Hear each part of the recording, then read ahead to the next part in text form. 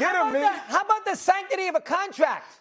You signed a contract, and all of a sudden you want out. I signed a contract with ESPN, and then I signed a long-term contract, and in 2 weeks, Fox comes to me. Chris, we want you. Well, I can't go. I signed a contract with ESPN. This, I can tell you. I can tell you the difference. You're Chris Mad Dog Russo. You have a certain amount of value. You are not no damn Kevin Durant. Your value is not that. Your value is not that. ESPN's Domonique Foxworth cooked Chris Mad Dog Russo on First Take. You are not LeBron James. You ain't none of them dudes. So you have a certain amount of power. You have more power and leverage than I do. But I'm not going to get up here and complain because Mad Dog's allowed to do stuff that I'm not allowed to do because I'm not as valuable as you. What is so that? Get out of Kevin Durant's way. You ain't him.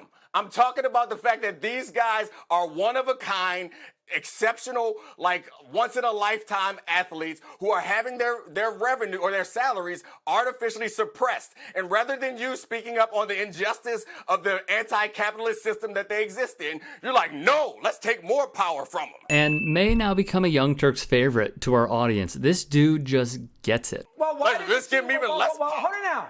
You're on that board, so is Jay. Why'd you guys agree to a salary cap?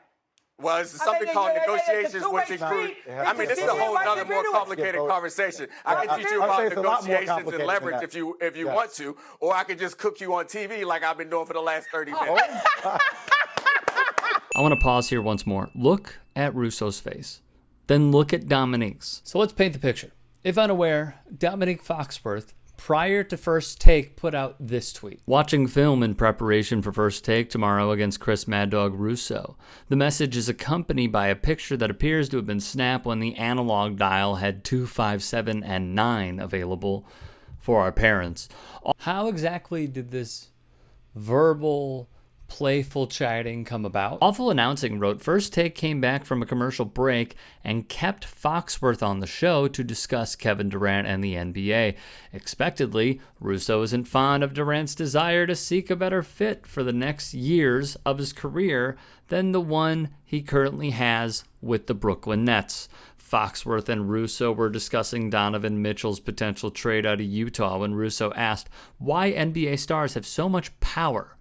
That set Foxworth off on an absolutely epic rant. How about the sanctity of a contract? Russo ranted. You signed a contract and all of a sudden you want out? I signed a contract with ESPN and then in 2 weeks Fox comes to me. Chris, we want you? Well, I can't go. I signed a contract with ESPN.